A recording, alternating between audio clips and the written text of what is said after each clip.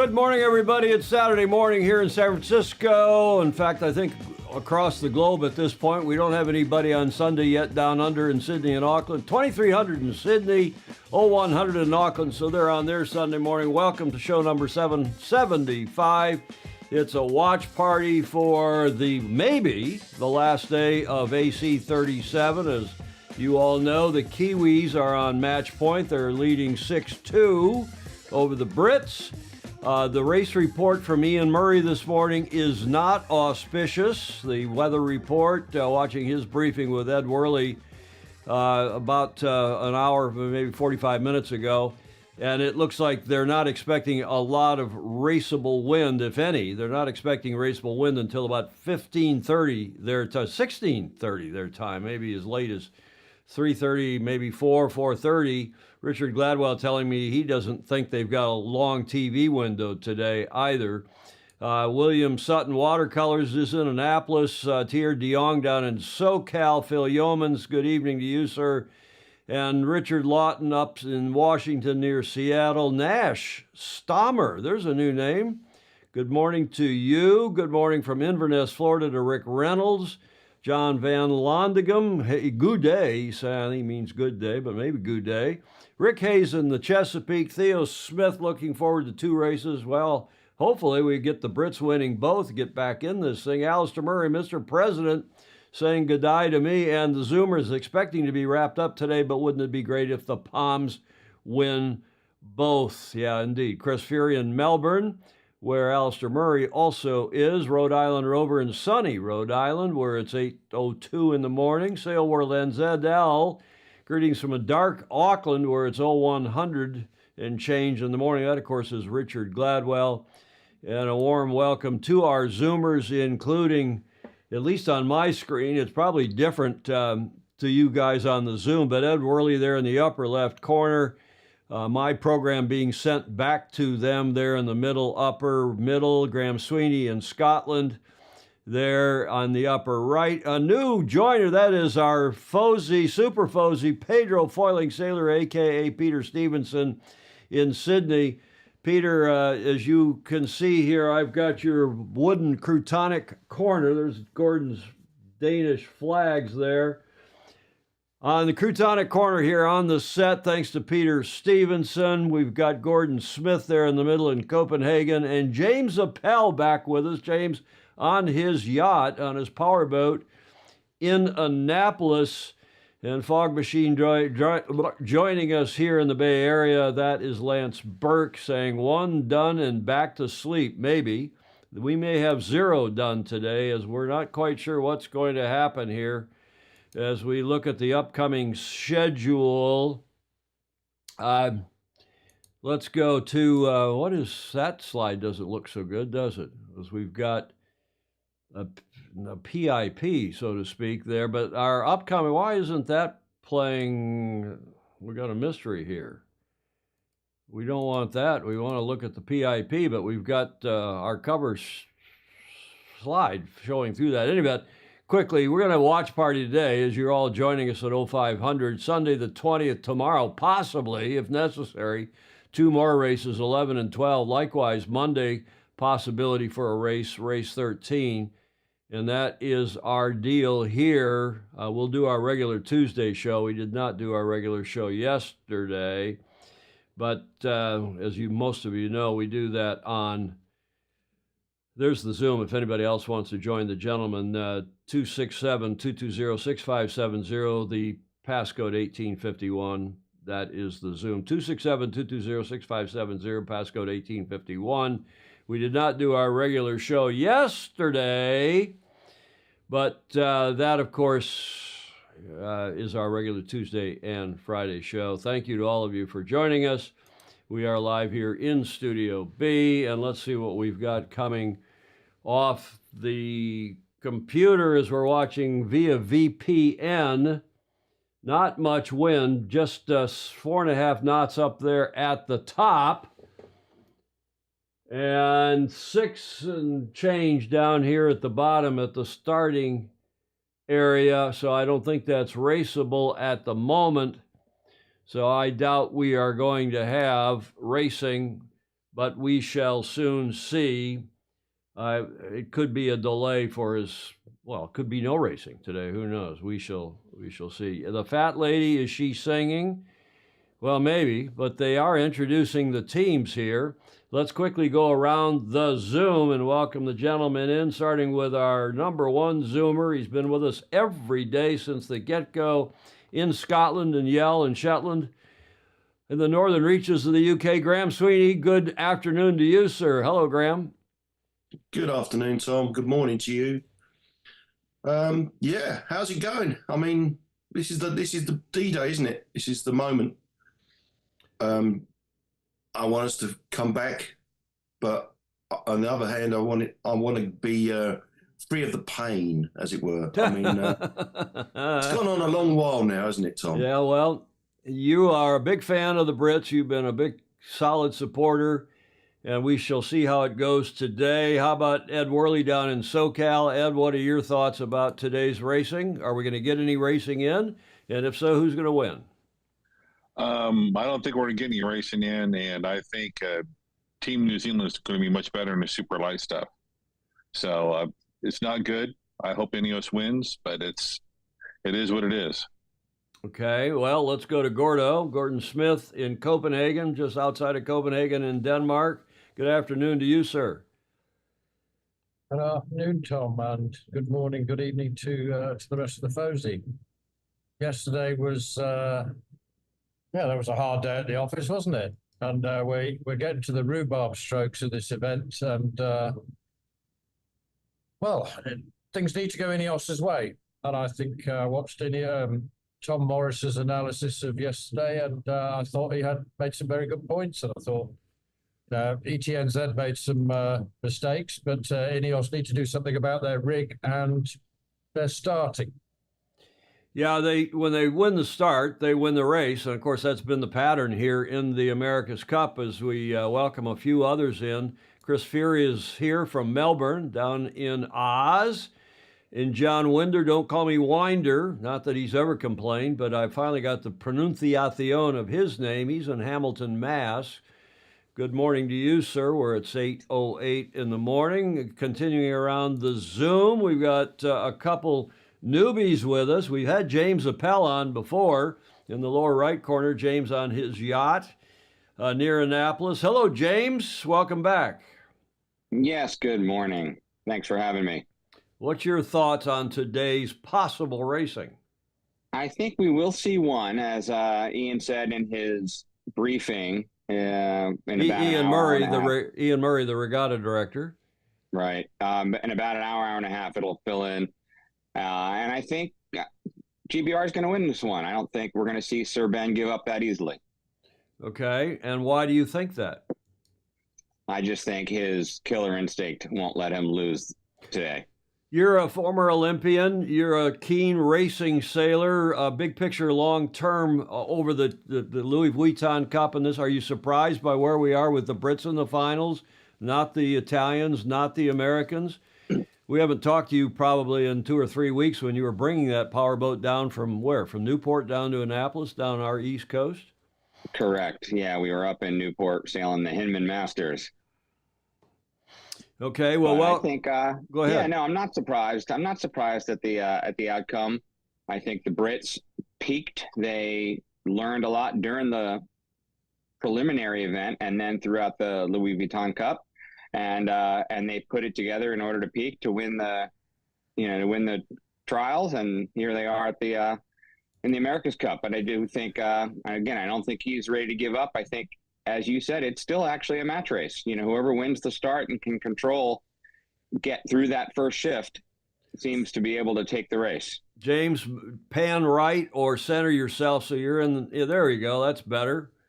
Want to have you looking like it's network television here as we are under postponement. You can see on the track the race up at the top at the windward gate is way under the 6.5 knot minimum, as it is here at the starting line. So it could be a long wait this morning. I'm coffeed up. I hope the rest of you are. As we look further on the Zoom, we have another newbie with us. He's not a newbie for Sailing Illustrated. He's really a Super Fozy from Sydney, Australia. I guess that's where you are today. Pedro Foiling Sailor, a.k.a. Peter Stevenson. Good late evening to you. It's 23:10 in Sydney on your Saturday night. Hello, Peter. Good day, Tom, and all the Fozy. I've got to tell you, I am disappointed. I got out of bed for this, no wind, and I reckon it will be postponed. And I've got racing tomorrow in 25 to 30 knots in a laser. So I'm going. Hang on, I've got to get my sleep here, but I also want to watch this, and I'm wanting Ben to win it, but I'm wanting a lot more wind. Peter, we call you Pedro Foiling Sailor. You call yourself that, and the rest of us do now because you say you've had a second life. You were reborn in Mexico. Can you give us the 30-second thumbnail on all that? Racing the Worlds in Mexico, Puerto Vallarta, had a heart attack, died for 3.5 minutes. They chest compressed me and defibbed me twice. And because I went there as Peter Stevenson and died, I was born again a Mexican. And it's sort of a tag that stuck. And I changed my personality depending whether you call me Pedro, Peter, William. I'm apart from being dysfunctional, I have multiple personalities depending on what name I use. Which one are you today, Peter? I mean, I'm halfway between Peter and Pedro, although I'm sort of here filling in for our mate John because he's as the Briton. I've got the 2012 Olympic cap on from London, so I'll never do as good a job as what John does. I do not know how he can talk and walk at the same time. Peter Stevenson, a.k.a. Pedro Foiling Sailor there in Sydney. As we're under postponement, we do have GBR versus NZL, and as you can see now on your screens, you're watching. I hope you bring your own video here in the States, ESPN Plus, and I've got ESPN Plus up here in the studio as well, but they're now doing a replay of who knows what race this is, the 37th America's Cup Race 6, so that's a couple days ago, as we welcome others on to our watch party here on Saturday morning in San Francisco, 5:13 in the morning here. Rick Hayes in Chesapeake Bay, not too far from James Appel, and Rick Reynolds checking in from Inverness, Florida, where he survived those 2 hurricanes in the past 3+ weeks. William Sutton is also in Annapolis. The Annapolitans like to think of themselves as in the cultural heart of sailing in this country. The people up in the New England and Newport, Rhode Island specifically would argue with that, but we welcome all of you, including Ralphie Steitz, former America's Cupper, longtime friend, has won the Cup with Dennis. I think that's right. He's the executive director of the esteemed Foundation for the for the U.S. Merchant Marine Academy. And Steve Atkins up near there in Burr, he says it's chilly in Connecticut. He's the past Commodore of Madison Beach Club in Madison, Connecticut. Welcome to you, sir. A long time Zoomer, long-time Fozy, one of our original Fozy, going back quite a number of years. Ned Jones, Newport, Rhode Island. Philip Guillemin in France. I believe, Philippe, welcome to you. Don Lunabos, north of the bridge here in Sonoma County, up in wine country. Jeffrey Talbot, hello, sir. Alex Hayworth, a Brit. He's already got 2 beds and flats in Jeddah by the marina for $200K and income tax-free. Any takers? He's thinking maybe the next cup will be there.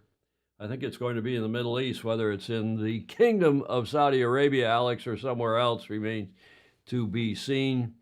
Hello to John Sweeney, who's up early here in the Bay Area. He's in Tiburon across the bay over near San Francisco Yacht Club and the Corinthian Yacht Clubs. John Sweeney, also a former America's Cupper. We did a couple campaigns together back in the 90s, right, John? Or was it in the aughts? It was in the 2000s. Rick Bannerow, also in Connecticut. Go Ineos, cheering for the Brits. I think a lot of us want to see the series extended, see some more racing, as Graham Clark checks in from Tauranga in New Zealand, that big port where the Kiwis shipped their AC-75 from New Zealand to Spain. They were about the last to arrive, if not the last to arrive. Peter Iguana. We had a lot of new names, so not new names, but new faces and folks joining the watch party. Peter Iguana, good morning from Queenstown in NZ. He's, I believe, an American. I don't know if you're an American, Peter, or a Kiwi, but he has been running Oracle New Zealand and maybe Oracle Oceania for some time. He did when I first met him. Richard Barker in Newport, Rhode Island. Oh, Richard. Jamie Hutchison, our supplier of good, strong coffee, is cheering for Rita for Ineos Britannia today. Andrew Barkworth, G'day all. Just watched the start of the Middle Sea Race in Malta, which is today, Saturday. Spinnaker's up and lots of passing. Bobby Steele down in SoCal, the Governor's Cup weather guru. He's saying the forecast is best at 15:30, as we've been saying here on the Zoom.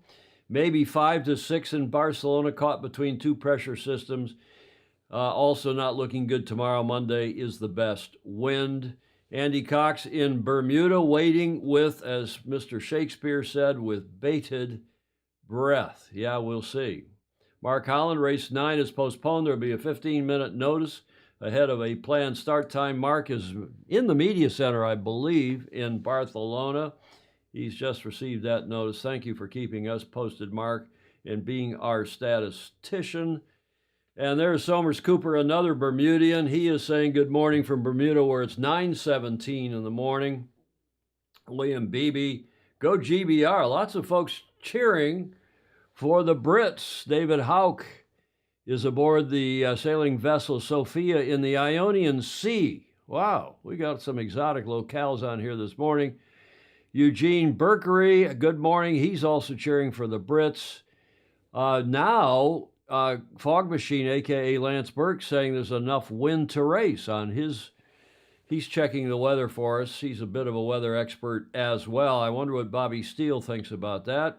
Heidi Purcell in my home state and town of Ann Arbor, Michigan. Heidi's just back from Barcelona. She was over there for a week or so. And she has sent to us here at the Beach Street Yacht Club, she has sent to us some nice pastries from the famous Zingerman's Deli in Ann Arbor, Michigan, in my hometown, her hometown, as Annie Gardner is checking in from the Kiwi Hangout by the beach in Barcelona. Hello, Annie Gardner, another former America's Cup crew, great sailor, former world champion in any number of classes, and nice to have you with us, Annie. Nina Morehouse Wilson here in the Bay Area, and on and on and on. Fog Machine saying the race is live. I'm not seeing that on YouTube. They're still playing it's showing a replay here, Bobby Steele and Fog Machine. Monday breeze fills back in for a fair race in 10 knots on Monday, Bobby Steele thinks. Hawkinson, hello Hawkin. Hope springs eternal, although perhaps today may disprove that. Hamish Ross is up in Tomorrowland. He is in New Zealand, where it is 01:19 Sunday morning. Fog Machine, yeah, I think you were corn-fused there because you were watching yesterday's race that went live. And perhaps our furthest west viewer and Fozy, Brett Fruin, who is a Kiwi living in Beijing, further west of us anyway. The chicken shacks in Beijing will be safe unless the Kiwis lose 2 today. Yeah, Graham Sweeney said he would rather race Monday. Let's go back to the Scott Gordon. Scott Gordon here in the Bay Area. Bobby Steele. Who else have we missed? Anthony Payne down in L.A. cheering for the Brits. J. Frederick Bland. Me, la, la, la, la, in Austin, Texas. Hello, Boomer Bland. John Bosley checking in from Ocean City, Maryland, there on the Chesapeake, as is John Schaefer in Atlantic City on a 54 Oceanus delivery to New York City. So he's headed up the coast. Clark Chapin is agreeing with Pedro Foiling Sailor. If it were me, I'd do a face plant and we'd all be caught on video. On the other hand, we don't know how many attempts it takes for John Emmett to get a fall-free video, do we? Yeah.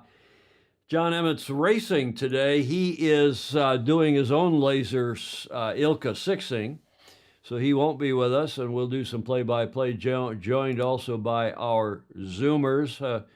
Graham Sweeney, it looks like you are in honor of Pedro Foiling Sailor. You've got a sombrero on there. Is that what that's going on? What's that all about, Graham Sweeney?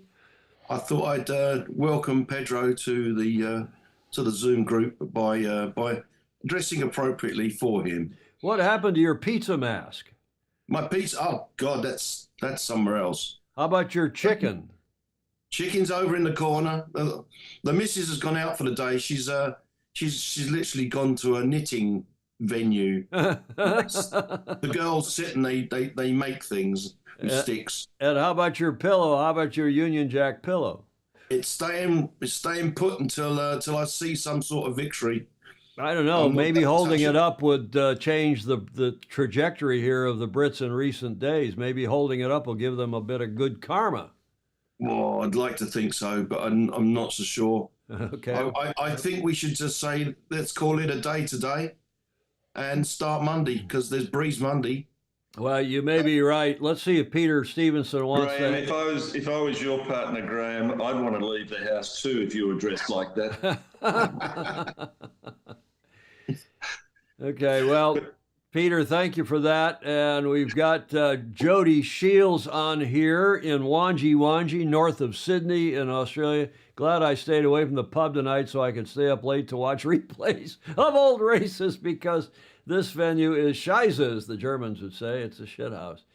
Yeah, the venue's not great, is it? Sean Hogan, hello from Southport in Queensland, where we are about to compete in the Hansa Classes Asia Pacific Championships. Sean, who had a stint, to use the Yiddish, a stint in the hospital. Glad to see you out, Sean, and ready to go yacht racing on your Sunday. Scott Davis, small craft warning in Seal Beach, California. That's down north of Huntington Beach, south of Long Beach, down in SoCal, messing with my Catalina Island crossing. He's trying to go across to Santa Catalina Island today, later today.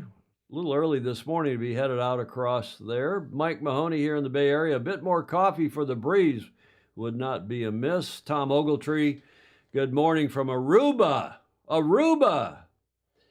Well, last hours here, go Rita, go. He's cheering for the Brits, as are a lot of you. Mark Holland say the Brits had quite an array of fancy yachts accompanying Ineos on its dock out at noon today in Barcelona. And of course, in Barcelona, it is now 14:23, 23 minutes after 2.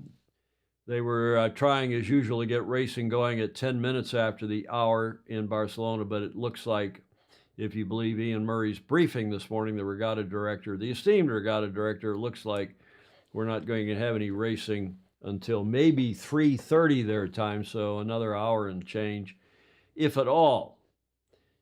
Alex Hayworth says that Monday and Tuesday would be much better for Britannia because it's predicted to go uprange.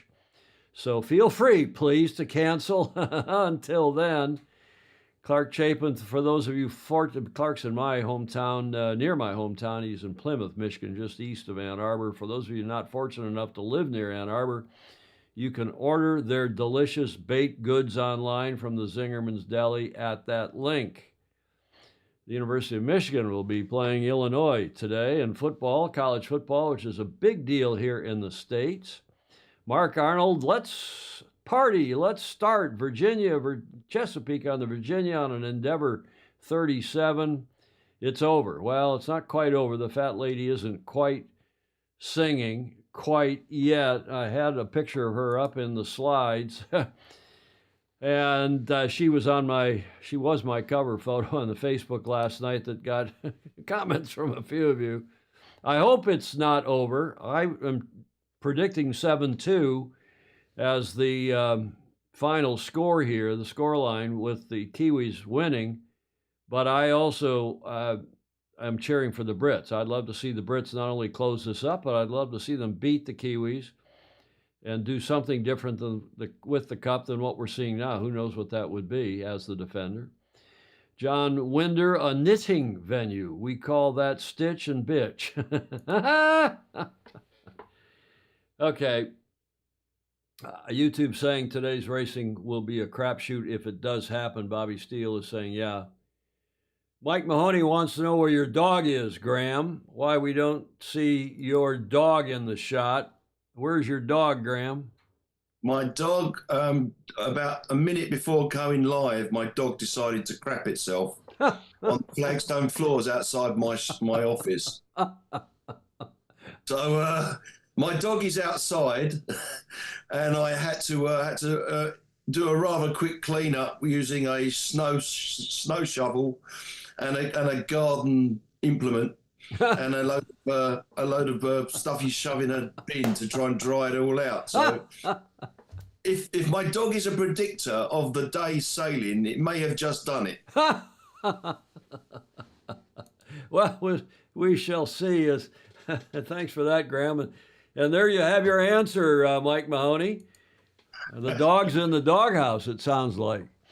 Peter Worcester saying hi from Little Compton, Rhode Island. Rhode Island, Little Rhodey and Little Compton. Chris, that's a nice little town, actually. Chris Odorowski, Commodore Odorowski, who's the past Commodore of Seattle Yacht Club, several times removed, and the immediate past Commodore of the Cruising Club of America here in this country, is over in Barcelona on the sailing vessel Radiant. He's out on the water. He says it feels like a slight freshening breeze. That could be just a teaser, Commodore Odorowski, better known as Otto. And by the way, you see here in the studio, the TFE flags and a couple other things in this studio are courtesy of Chris and Sean.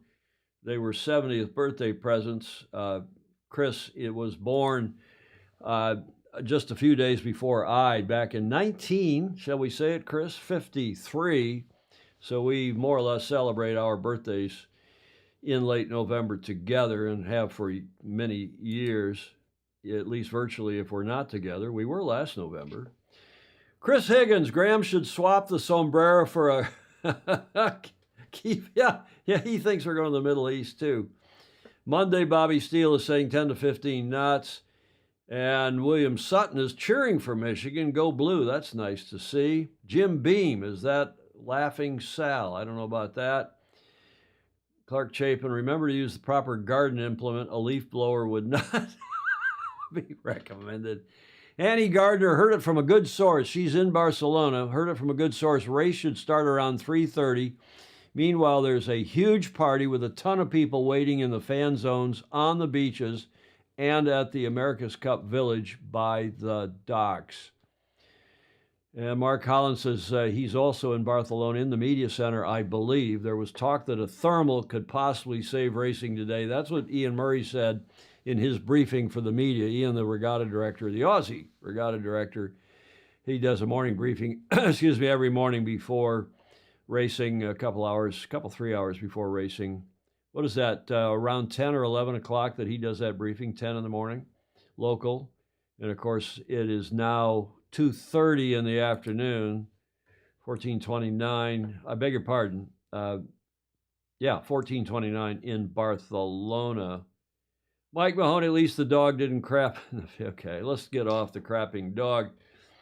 Tom Brady should be a minority shareholder, and we'll call the sailing team the Raiders. Yeah, Tom Brady, the quarterback, who played forever for the New England Patriots, won, 5 Super Bowls. Before that, he played for the University of Michigan, and he has now become a commentator for the Fox Network for college and NFL football, professional football, and he's apparently becoming a shareholder of the Raiders, which used to be here, the Oakland Raiders in the Bay Area, now in Las Vegas, the Las Vegas Raiders football team. Yeah, I was tempted to use the weed whacker. I hope not, Graham. Alistair Murray, I love you guys, but I'm not going to sit through bloody postponements. And we are, as you know, Alistair, we are under postponement. They're showing replays of America's Cup Race 6 from a couple days ago. And he says he loves us, but he likes to see Pedro and Sean. I'm going racing in the more like Pedro foiling sailor And Sean Hogan, he's going racing in the morning. I know Chris Fury is due down at the club too, so we'll catch you in replay. Those are all the guys in and around Melbourne and Sydney. Go GBR to keep it interesting, and good night to you, Mr. President, where it is 23:30 in Sydney and in Melbourne. A little earlier out in Perth. I haven't seen anybody on from Perth, but I know we have a lot of lurkers on here, including Will Bolden, who you never know about young Will, who's a coach and a sailor and a Gov Cup alum. And Will is in Perth in WA, Western Australia, and he comes on here, but we don't know if he's just getting up early. I doubt it. He's usually coming home late, knowing Will. As we are in Studio B here in the Beach Street Yacht Club, no Julia. We're waiting to see if the fat lady is going to sing today or not. But she certainly is tuned up, as you all know, because the Kiwis are on 6-2. They're on match point. And we are awaiting to see if there will be any racing. Again, this live stream, the television, is for postponement. And, of course, as you all know, they go to replays. Replays! Let's go, Alex Hayworth is saying. William Sutton is saying whether it is right or not, the race committee probably factors in the huge Saturday spectator crowd on the water and the village. Need to give them bread and a circus.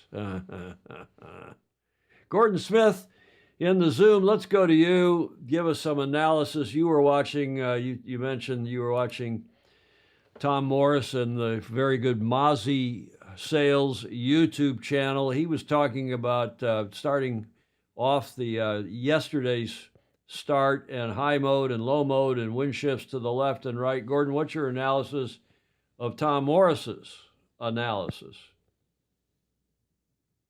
I thought it was very interesting. As usually, uses good live data and he's following step by step in the match. And I think they really dialed in on two elements, one of which was the jib selection from Ineos.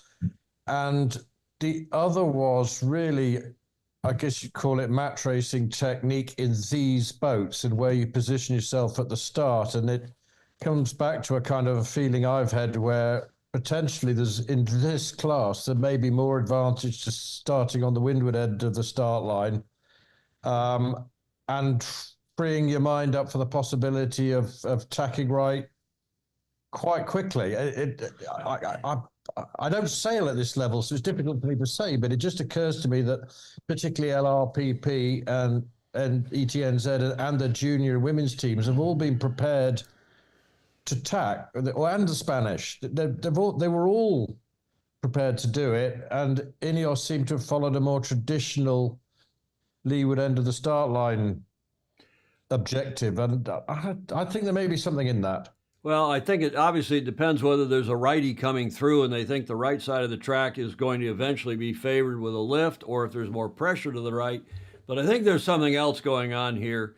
I'm hearing from friends, and we have a lot of people on here in Barcelona who will have been hearing the same sorts of things in and around the racetrack, the traps, as you Brits and the Kiwis and Aussies would say, in and around the traps. But I think the Kiwis have a high mode. I think they can sail along, and if they start wide right, meaning up on the hip, down toward what we would think of as the committee boat end of the line, the Kiwis have a brief but deadly high mode where they can go up into the wind, gauge off their opposition. And some of what we saw yesterday, I think, after the start, was not necessarily a right shift or even more pressure. It was the Kiwis pressing their buttons to go into high mode briefly, gauging off the opposition and gaining that advantage. I'm going to come to James Appel next and see what his analysis is, because he is a very fine racing sailor, former Olympian, as we welcome Catherine Shaw to the chat. God, we got a lot of folks in the chat, and it's Saturday morning here in the States and Saturday afternoon in Europe, so those of you who can't join us are probably off work today and joining us. Welcome to all of you. Catherine Shaw is in Hobart in Tasmania. She's Kiwi. She's cheering for the Kiwis, rather.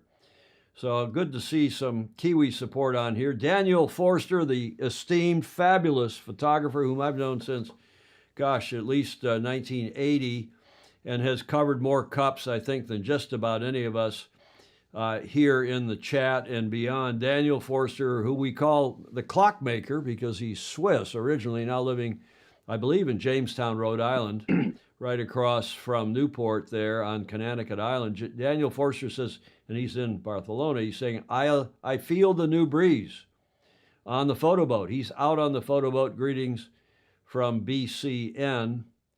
The postponement is higher quality than previous postponements. Alex Hayworth, who's a Brit. Where are you, Alex? Are you in the UK? And Mark Holland, who is in the media center, telling us that the prize giving, when it happens, would be at 1900 hours local today in Barcelona. So that would be early evening Barcelona time. Somers Cooper in Bermuda. I like the shirt that Pedro is wearing. We'll have to ask Pedro about that shirt in a moment. But Wolf Milne is in Kiwi, living in Melbourne, Australia. So we got a lot of folks in Melbourne tonight. You're now, almost midnight there. And he is saying he's in Melbourne, have 6 times shots lined. What's that mean? 1 time after each win, and now super keen to add numbers. Oh, he's doing shots of cold vodka. Bob Steele is saying, hi, Danielle Forster. Bobby Steele in Newport Beach, who knows Danielle Forster, as probably do many of you. Just a superb photographer. He was here. I didn't even lay eyes on him, but he was here a couple of weeks ago for the Big Boat Series here in San Francisco. Well, that's a month ago now. San Francisco, doing the shooting for Rolex, as he often does. Brett Fruin, the Kiwi in Beijing in China. While we are waiting, can I ask you sailing experts, what would you do to change the racing category to make it more competitive or different than it is in its current format if you won the Cup? Anthony Payne wants to know about the RoboMark, so we'll get into those two things in a moment. Hello, David. David Morris. Daniela is bummed about the postponement. Best part of our day on Bella Marie here in Rhode Island. He's talking about, I guess, the watch party and watching the racing. Lots and lots and lots of comments and questions. I'll get back to those questions in a moment. Guy DeBoer. Hello, guys. In Key West, lovely Key West in Florida. Hoping for a close race, lead changes, and a victory for the UK, proving my earlier comments. We were talking with a guy yesterday about his predictions. But we are in postponement. They are showing a replay from race 6. You can see that was that breezy day a few days ago. Mark Holland is saying now they're trying to get a start at 14:50. So that's, he's again in the media center, and they've just given the word to the media there. So that's in about 11 minutes. They're trying to get a start. And we'll watch for the TV to come out of the replay and see if that really happens. But I want to go back to James Appel, that original question. James, what were you thinking, if anything? I'm putting you a bit on the spot here, but when I said the Kiwis have that momentary or temporary high mode, have you seen that? And if so, could that be deadly as an offensive tactical tool? Yes, Tom, I do agree with you. They seem to have more modes. They can go high and fast. They can go low and fast. Their maneuvers, tacking and jibing, seems to be just that much smoother. And as I said earlier, whoever gets out in front seems to control the race fairly easily. One thing I did notice this morning on the pre-race briefing was the difference in apparent wind angles. The race committee was showing that start where the Kiwis were 1.4 meters off the starting line, 20 nanoseconds when they won the last race. And shortly after that start, they were showing about a 10-degree lift that the Brits, and again, it was apparent wind angle, which I think they create themselves. And that seems to have been the difference. I think that was pretty interesting technology. And I'm wondering if the boats have that as well as the coaches, or just the race committee. I don't think the boats have it. The boats are not supposed to have it. And I was having a natter with Ed Worley about whether some of the boats have it and not because, and it's not permitted. But let's don't get into that quite yet as we welcome Ted Ryman, another super Fozy. He is in Cape Town in the RSA, the Republic of South Africa. Man, we got a global audience on here as usual, but even more global than usual. When we do our Tuesday and Friday shows, many of you are on at 1300 Pacific, 2000 UTC when we do our shows. This time of year is 2000 UTC, and we appreciate very much all of you who do sign in, sign on for our regular shows. We did not do a show yesterday because of all these mornings that we've been at it here, and could be a long morning today. Clark Chapin has kindly put a link in. Who was it? Anthony Payne, I think, was asking about the robo-marks. These are not anchored buoys. They're autonomous self-locating drone marks, as Dan Jaspers is telling us. And Clark has put in a link, a URL to www.marksetbot.com. Anthony, go there. And that's is that a Detroit, Michigan-based company, Clark Chapin? And others of you in the chat may know that as well. Dan Jaspers may well know that as well, as Andy Armstrong checks in from Hampton, Virginia, where he's getting ready for a local race, almost 9 in the morning there on our East Coast. Craig Gordon, good morning, Global Sailors. So nice to hear from him. Still watching a replay. We're hearing from the Media Center. Mark has told us, Mark Holland, that they're hoping to get a race off at 14:50 local time in Barcelona. It's 14:42 there now. I don't think it's looking too promising, is it? As we would see some video, I think, by now. Mark Holland coming live rather than this replay. But just to recap, we're talking about the fat lady singing here. She hasn't quite yet. She's certainly warming up. That I put on my Facebook page last night and got a lot of comments from a lot of you about that. In fact, I didn't find that on the internet. I found it on my Facebook feed from one of you had found that. So whoever found that, don't remember now, and put it in your feed or put it on as a comment in one of our streams. That was terrific. Great photo. Dan Jaspers and Trey Ritter and Alan Long confirming, yes, Mark Set Bot. And by the way, we use them for Governor's Cup down at Balboa Yacht Club. They're using them for the America's Cup. They're starting to make quite a impression in the sport. And they worked very well for Governor's Cup in July this year and seem to be working great in the America's Cup as well. It is a Detroit-based company, Detroit, Michigan. Several of you have confirmed. Thank you very much. Gordon Smith wondering if this lady is one of Ted Ryman's biker girlfriends. Ted Ryman in Cape Town has a famous set. I mean, he's not only a keen sailor, but he's got his Harley and a keen biker, and he sends us pithy and sometimes a bit off the beaten path, if I may use that expression. Gordon Smith, describe Ted Ryman. You know him. Describe Ted for us and why you've put that comment in about his biker girls. Oh, I think Ted has a healthy attitude towards life. It involves sailing, motorbikes, Guinness, and well-dressed motorcycle engineers. Okay, engineers. We've got a nice beauty package here from Barcelona at the moment. Showing, what is that, I wonder? Is that inside of the Sagria? That must be, because they're now showing the outside shot of that basilica. It's not a cathedral, it's a basilica. And we do show a start now, hopefully, 5 minutes 30. That could just be a tease. The race committee trying to keep us all tuned in here as you see Ineos there off the foils, parked there in the water. That is the Familia Sagrada Familia. There was that basilica we were looking at a moment ago. Mark Holland saying, yeah, the Gaudi design, Bob Steele designed the architecture that still, after a century plus, is still not finished, but said to be finished in the next 8 or 10 years. John Bosley, go to the 44th or 52. What does that mean?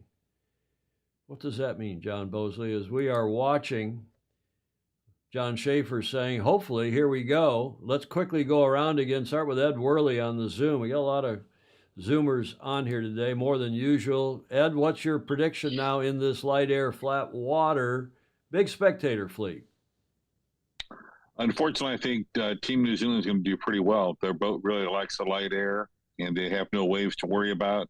I think they're pretty motivated to do this. Unfortunately, I want Ineos to win. I know you do, but Pedro Foiling Sailor, Peter Stevenson down in Sydney, what's your prediction?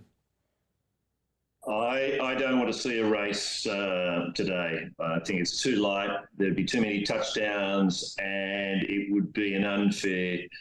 It wouldn't be fair for the whole promotion of the sport. And I look at a lot of the footage they do of the crowd there with the kids, and to me, it's about inspiring kids not only to take up sailing, but to do it for the rest of their lives. Okay, we got to have, hey, Peter, we have a rule on here, 20 seconds, okay? 20 seconds, because I want to get to James Appel quickly as we're down to 3 minutes, 30 seconds. James, what do you think? I think Ben Ainsley's going to pull it off and extend this another day. Even in this light air, flat water? I do. Okay, I hope you're right. We shall see. Graham Sweeney, Grambo, Haggard, as you've been called. What's your prediction? I don't think they're going to get it. I think it's going to stop halfway through. I think they're going to just say there's no wind at the top end and that's it and call it off. Okay, I agree with you. I think this is not going to work, at least not yet. Chris Odorowski, Commodore Odorowski, who's out on the water. Man, we got a lot of experts, not only around Barcelona, but around the world. Claire Harrington checking in, Vice Commodore Claire Harrington, who I believe is on the water, saying racing is live, and that's what they say when they get down to under 3 minutes. And we hear Melanie Roberts, who's from San Diego, originally spent some time up here in the Bay Area on our St. Francis Yacht Club race team here, the professional race team, and the race is live, meaning they have the minimum. Now the question is whether they make the time limit to the top mark if the wind goes down and they fall off their foils, or if they make the 40. And what is the time limit to the top gate, if somebody remembers? And also, if they fall off their foils, they've got, after that first gate, if they make that initial time limit, then they've got a 45-minute overall time limit. As we see the entry here on port tack from the left end, the Kiwis are in and across, no problem. The Brits entering today on starboard tack. They do flip-flop the ends. Each race it changes because sometimes there's a perceived advantage. Not everybody thinks so, but here the Brits now chasing down the Kiwis with 1:45. These very short pre-starts. People used to enjoy the longer pre-starts when we did the 5 minute or even longer, but 5 minutes entry and then pre-start maneuvering. Now 4 minutes in most match racing around the world. By the way, we have James Pleasance coming on from Bermuda in a couple weeks. Do or die, John Schaefer says. Yes, it is do or die. Turn a little audio up here. So we're coming down to a minute. I'm not sure which end of this course or which side of this course, but normally the bottom left end of the track is favored initially, and then the upwind right is favored, is what we've seen as the Kiwis tacking away for clear air. Very aggressive maneuvering here from the Brits. Go GBR, Scott Davis says. 45 seconds. The Kiwis going to tack in cross behind. Ineos will no doubt tack ahead and to windward of them and try to throw some dirty air and force them to flop. A Fozy flop off their foils. Is that going to happen to the Brits? Is that going to happen rather to the Kiwis forced by the Brits who are ahead and to windward? There's the Kiwis going into that high mode we've been talking about. The Brits luffing them aggressively, coming up underneath them, now ahead and to leeward with 13 seconds. They're both going to be right up tight against the line. And it looks like the Brits are going to win this start. They're going to be ahead and tight leeward. You'll see the Kiwis tack away almost immediately for clear air. Maybe they wanted the upwind right. If they did, they've got it. as Ineos now extending on starboard toward the upwind left side of the track. The Kiwis splitting off now behind. They're clearly behind, as you can see, by 60 meters or so initially, and the Brits cover, tacking onto port to windward. And you hear the chatter off the boat saying the breeze is trending right. I think that was, correct me if any of you in the chat thinks, I think that was Nathan Outeridge saying, I think the breeze is trending right. He's going to hope so, as the Kiwis now tacking back to starboard before they get to the boundary. And it's close. The Kiwis with starboard advantage, the green circle around the boat, and they have the first cross, the initial lead. And maybe it has trended to the right, more pressure or a bit of a righty. And we'll see if Ineos benefits from any righty as they extend on port now to the upwind right. This is a six-leg course. Six-leg course. As you can see here, in more breeze, they've run an eight-leg course. Does somebody, Mark Holland or otherwise, do you have the leg length, please? As the Kiwis looking quicker in this light air, flat water, there's a replay of the cross. Come on, guys, go back to the aerial shot. We want to see the aerial shot. As the Kiwis ahead and to leeward now, both boats on starboard headed to the upwind left side of the track. The Kiwis out comfortably bow forward, and they both look like they're getting headed right now, meaning a bit of a shift to the left, turning them both to the left. Here come the Kiwis across. They will be on port tack in the giveaway boat on this 1.7 nautical mile leg length. Thank you, Mark Holland. Bobby Steele confirming that was a left lift, a left shift rather. And the Kiwis are well and truly ahead here by over 100 meters. I think the Brits were saying we've got 40 seconds. That was about 10 seconds ago to the left boundary. And it is, if previous races and experience holds here, the first cross, the first to the weather gate is the first to the leeward gate is first to finish. Mark Atchison is predicting that this is over. And certainly in previous races, in fact, as Richard Gladwell will remind us, in 112 legs, something like that, in previous racing between the Italians, the Brits, and the Kiwis, first to the windward gate has been the winner of the race. What is the right-hand side gets quite strong. I think the Kiwis are doing this beautifully again. They played the lower left side of the track, and now they're headed for the upper right side of the track, which has been favored in past racing in this wind direction. And the Kiwis timing and positioning themselves to get to the upwind right. Maybe they'll tack and be on lay now, lay line into the top gate. But they're already 200 meters, 250 meters in the lead, 260 meters over the Brits. Mark Atchison confirming it's a 1.8 nautical mile leg, and the course axis is just 5 degrees to the right of south. It's a 185 degrees. Yeah, they've been outmaneuvered. The problem is when you're behind and trying to keep, as John Emmett has said in previous days, you as the trailing yacht have got to sail for clear air and sail for leverage, do something different than the leading yacht just to try to find a shift, try to find some pressure.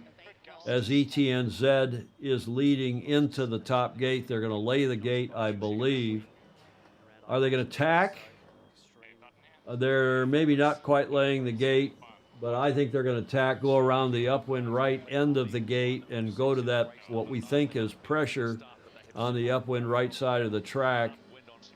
Catherine Shaw is praying for the Kiwis to win and close this out. They're on match point, as you all know, leading 6-2. Tom Fishbeck down in SoCal, you can put a fork in it. It looks like this is done. A lot of Kiwi fans in the race village are, needless to say, quite happy. The Brits will split. And here again, the rich are going to get richer because the Brits will split, go down the downwind right or upwind left side of the track, which is presumably lighter. They won't stay there very long. I think you'll see them jibe over onto port. Harry Smith. Hello, Harry. Turn off the lights. The party's over. Thanks to you for joining us, Harry, and your kind comment. I think this is depressing because the Brits now, predictably, they did jibe quickly onto port because they don't want to stay over in that light air very long, as the Kiwis are leading by 2 minutes, 45 seconds. Graham Sweeney in Scotland up in Yell. What's your opinion here? It's looking like it's done, isn't it? I mean, there's not much we can. There's no angles. There's nothing to. There's no leverage to get back into this. I mean, you're that far behind, unless a some sort of new wind front comes in and starts filling in on where we are. But I tell you what's very strange. It seems to be wherever the wind shifts, they find it. The Kiwis. Yeah. Yeah, well, they're very, I mean, you got to give Nathan and, of course, Pistol Pete, Pistol as John Emmett calls him, but let's go to Gordon Smith quickly because Gordon is also a big fan and he's been a perennial optimist. I give him a lot of credit. Gordon, what do you think here? Is this race over unless one of these boats touches down? Well, I'm optimistic that I'm going to go shopping with my wife this afternoon. No, I think this was, to use your expression, Tom, this is fugly. I said it before the start, and I didn't mean it really, but the ETNZ, what do they do? They start and they tack right. And I know it's about the wind and the shifts, but there's something about the starts that boats who've been willing to grasp that idea as soon as they have to have done very well. I'm not saying that Ineos were in a bad start. I'm just saying if ETNZ might have considered, okay, we want to be in another place, but we weren't. Let's turn right. Let's go right. And they don't hesitate. They don't keep trying to compete for something they've already lost. And I think that tells you something. Yes, indeed. Thank you for that. Gordon Smith in Denmark, 320-meter lead. Richard Lawton is saying, put up that spinnaker. They need the Whomper from the movie Wind. Nelson Horn-Ila is checking in from Brazil. Nelson, nice to see you on here. Nelson is a superb sailor and a great judge and umpire with whom I served on at least, I think, 2 Olympic juries back in the 90s and several World Championship juries in addition to that. As the Kiwis coming now down the downwind left, upwind right side of the track, they're over there on the boundary, jibing back now to starboard. We'll be coming across toward the downwind gate. There is the wattage. This and Richard Gladwell's favorite shots over here on the right, the crotch cams of Louis Crosby, becoming famous for his crotch here as one of the cyclers, I guess, on the Kiwi boat. ETNZ leading by 300 plus meters coming into the bottom end of this track, end of leg 2. What was the delta up the top? Not that we really care. Did Mark Holland or one of you, the others of you? It was 16 seconds. Thanks, James Appel. 16 seconds. Here is the bottom now, the end of leg 2. We'll see what the delta is because the Brits are way behind.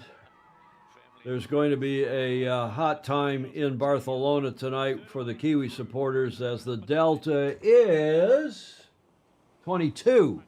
Yeah, they ought to do that in yellow, not red. It would be easier to see. But part of that is because, I mean, if you go to the feed, you can see they've got yellow, and these actually are easier to read. And we've been talking about, those of you who are television nerds, video nerds, know that yellow is, and that's why a lot of commercials use yellow graphics and white graphics. They play very well on not only old CRT television screens, but also the new digital screens. Talking about getting video crazy here at Studio B. In San Francisco, in the beautiful Marina District here, just about 4 blocks from St. Francis Yacht Club, in this reliably windy and iconically beautiful venue. What do you think here? Pedro Foiling Sailor, where you're midnight in Sydney, Peter. What's your latest thoughts? Well, I get the feeling, I was tempted to go and give Alistair a call and wake him up to watch this, but I get the feeling in about 10 minutes' time I'll be joining him in bed. I don't know if Jody's still up. I could give him a call. Yeah, the Kiwis are sailing a masterful race. Thank you for that, Peter Stevenson, a.k.a. Pedro Foiling Sailor. And does the twin, there's a question from Bing Bong. That is John Sangmeister's son, William, who, congratulations, William, who is on the president's list at Mater Dei High School down in Orange County. It's one of the very top schools, high schools, secondary schools in this country, and he's on the president's list with a 4.0, and he's doing pre-college courses. Nice to see you up at 0600 on a Saturday morning, probably doing homework, studying.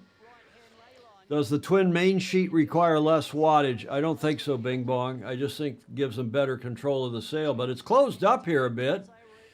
Any of you cheering for the Brits? A lot of you are. It's closed up to 120 meters, less than. John Emmett would be getting wound up here, cheering for the Brits if he were doing the play-by-play, as the Brits have found some breeze over on the right side of the track here on leg 3. And the Kiwis crossing ahead on port, no problem. And they're going to cover. Look at that. Going to tack ahead to windward force. The Brits back to the upwind right. The Kiwis like the upwind left for a change. You can see the pressure field, I think, in this overlay, the Cap Gemini overlay. James Appel, are you? Does that give you any optimism here? For up the first beat, they were showing VMG, which I hadn't seen as much before. And while the Kiwis were going out left, their VMG was about 1.5 knots, 2 knots higher than the Brits. And I think that's why they like the left, again, going up this second beat. Look at it, it's down to 30 meters. Graham Sweeney, you guys must be buoyed, as you would say, we would say buoyed by this. It's closed up. Bloody hell. Bloody Yes, hell it has. indeed. What do you think? Yeah. I'm very impressed. I mean, it looks as though the right-hand side's paid for them, hasn't it? I mean, the New Zealanders have opted for the left side, thinking that that's where that little ridge of pressure was coming onto the course there, and well, they didn't notice the big lump in the middle of the pitch, did they? The Brits have used it and come right back. Yeah, plus Mark Holland is saying that they've changed the course axis to 193 degrees. So the breeze has gone right. It was 185, and now it's gone to the right. I wonder why the Kiwis gave the Brits the upwind right side of this track and went left. They must have thought there was more pressure left, but here the Brits are on the verge of pulling ahead here. They're down to 20 meters. The Kiwis are going into that high mode that we keep talking about as it closes right down to 0 meters. And can the Brits live there? I doubt it. Are they laying the gate? Yes, they're both above the gate. They're overstanding the gate, so the Kiwis have come up ahead and to leeward of the Brits, trying to squeeze them off, and they will lead them into the top gate. But this is a yacht race again. We may have been premature in our closing this down, and the fat lady tuning up and the orchestra warming up as they're going to come into the gate. Now what do the Brits do? Can they tack around that upwind gate? Will they go down the upwind right side of the track? Kiwis, can they tack and cross ahead, or will they continue and go around the upwind left end of the gate? If they do, I think the Brits will tack and go around the right end. Yes, indeed. There's the split. That's what I would have expected. Buster Pike, the next protocol, batteries, no cyclers. Yeah, okay, we'll talk about the next one. Let's see what happens. Is no surprise, the Kiwis jibe back onto port ahead and to leeward rather quickly. Again, no surprise. There's the live feed coming off the VPN from London from the YouTube feed. And the Brits have extended, but that's because the Kiwis have extended because the Brits did that, what David James doesn't like us calling the JK, the John Kostecki, that hairpin turn, the U-turn up there at the top gate. So they will have lost some speed, quite a bit of speed. And now the Kiwis are heading to leeward, but not by much. As we're looking at a southerly, it's 193 degrees, we think, is the course axis on leg 4 of 6. The boat speeding downwind and about 10 knots of breeze, more breeze earlier than race director Ian Murray was expecting. So we've got a yacht race, we've got a boat race. Here come the Brits jibing, foils down. We're going to jibe astern of the Kiwis. Will they continue to the left, downwind left boundary, or will they jibe ahead and to leeward? What would you do, Ed Worley? If you're headed downwind and you're the Kiwis, Ed, what would you do? Cover, cover, cover. You'd cover. You're a classic match racing yachtsman. Newport Beach Syndicate in 19, and they're not covering. They're splitting off. They must be confident in their boat speed. Headed to the downwind left, they're going to try to go one and done into the bottom gate as they are headed, continuing toward the downwind left boundary. Please give us an aerial shot, TV. Please give us an aerial shot. You know, that's for branding. They probably promised Toyota X many seconds of branding. They close right in a tight shot on that logo on the port top side of the Kiwi boat. That's not an interesting shot. Please give us the aerial. I sound like John Emmett. There is Pistol Pete Burling, and this is closing up again as the Brits coming across on port tack now. They're a quarter of the way left in this leg 4 into the bottom gate. 130 meters. We've never seen a change unless one of the teams broke down. We've never seen a lead change, other than maybe temporarily or what we call a GPS change, as the Kiwis have extended now back up to 170 meters. They want the upwind right. They have jibed to position themselves going into the gate, ahead and to leeward of the Brits, and aiming for the downwind left end of the gate, upwind right end of the gate to begin leg 5. Hey, Tom, and the race committee did just shorten the course to 1.7 miles. Yeah, and that makes people nervous. That makes people upset. You're wondering if they're favoring the Kiwis. I am sure they're not. At least I hope they're not. Why would you shorten the course when you've got a good race? The TV window is the ostensible reason. James Appel, thank you for that info. But it does give me the German word Scheisse. It does give me when you hear the race committee shortening the course when one or the other, when a team is in the lead, it gives one pause, wondering if they're favoring that team. There's a very disquieted British fan base there in the race village.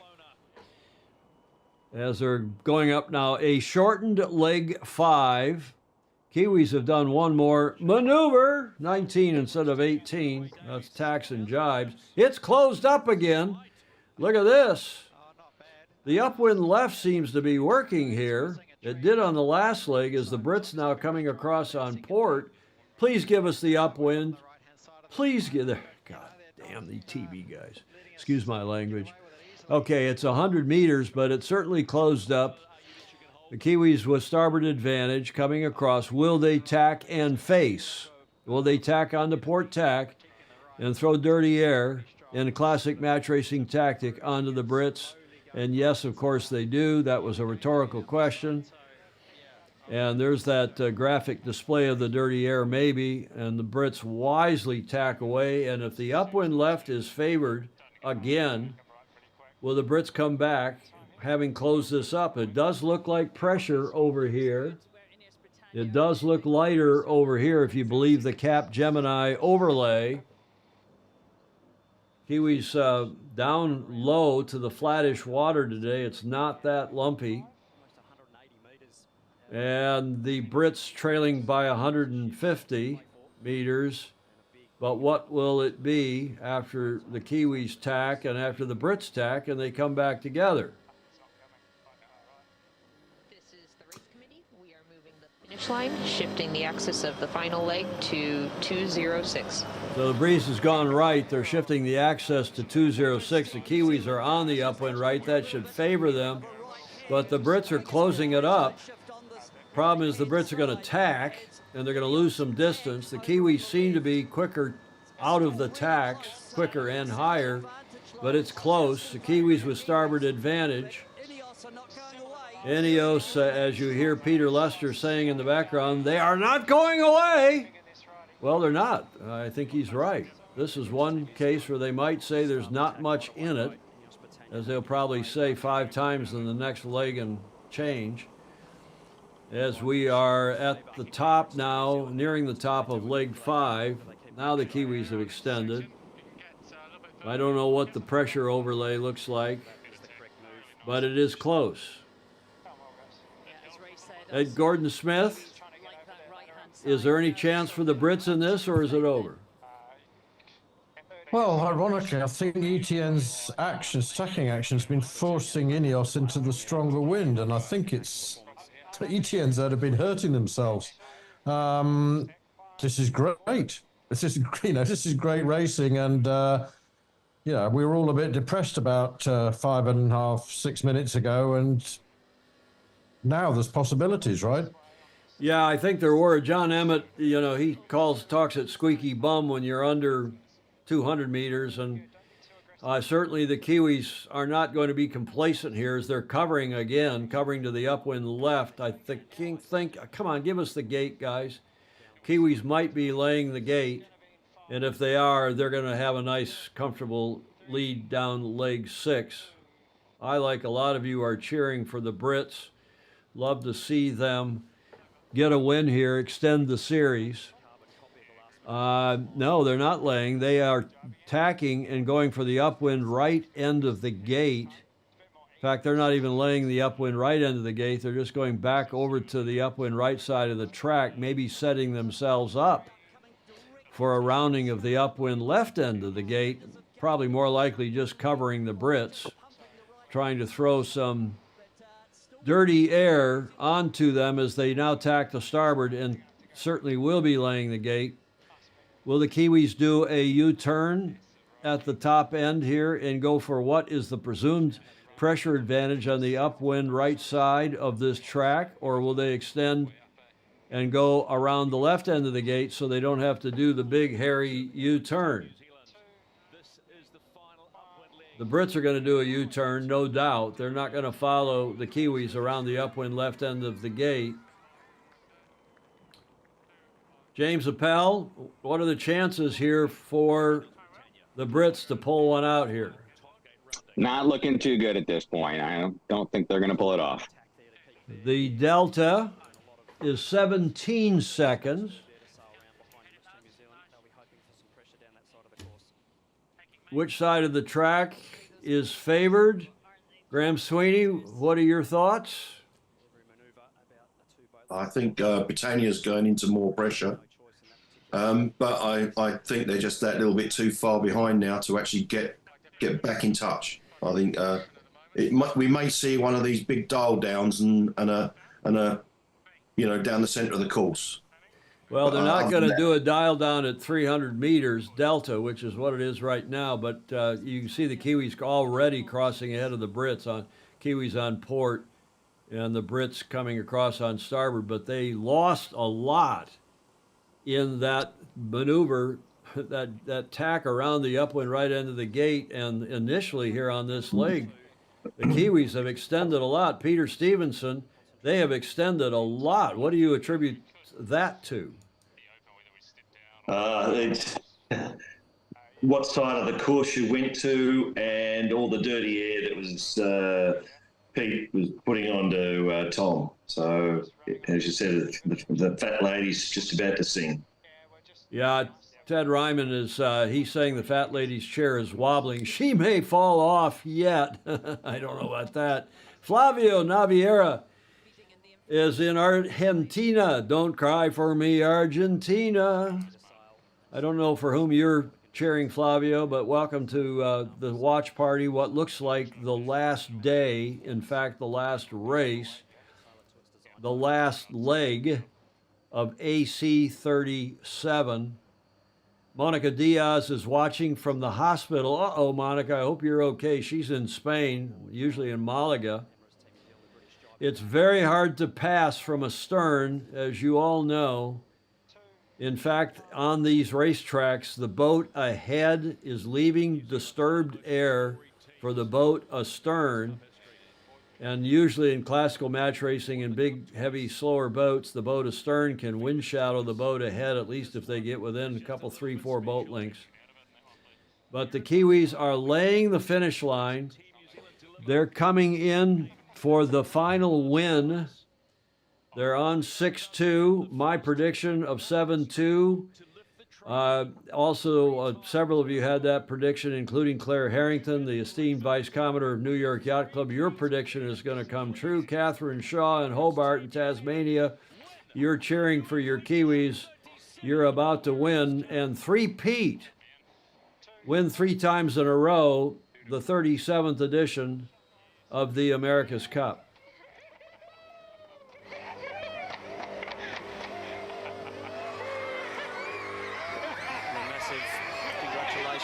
To all the team at Emirates Team New Zealand.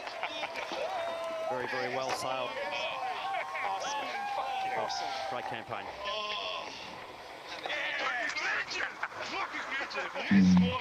They were so impressive, weren't they? And the few times they were challenged, they just came back stronger. But let us not forget the valiant challenge from Ineos. Okay, the Kiwis have won. The Brits are going to have a delta of 37. Boy, they lost a lot. 20 seconds on that leg.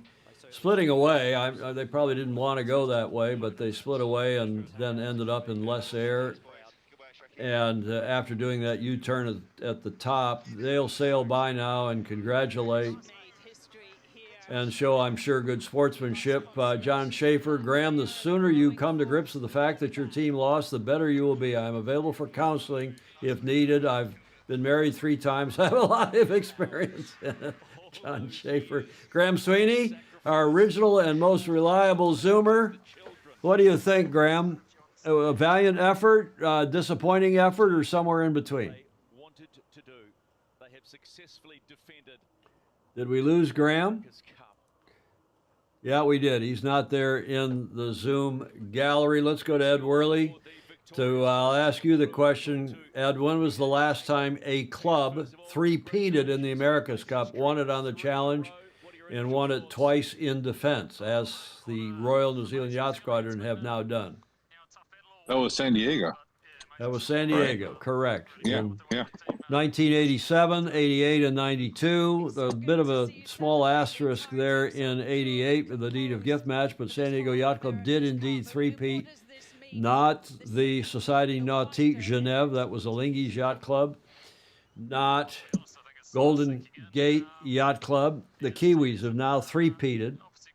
Not only did they win in 95 and then defend in 2000 and lose it in 03, that was the Royal New Zealand Yacht Squadron, in their first go-around as the winner, but now they have won it 3 times.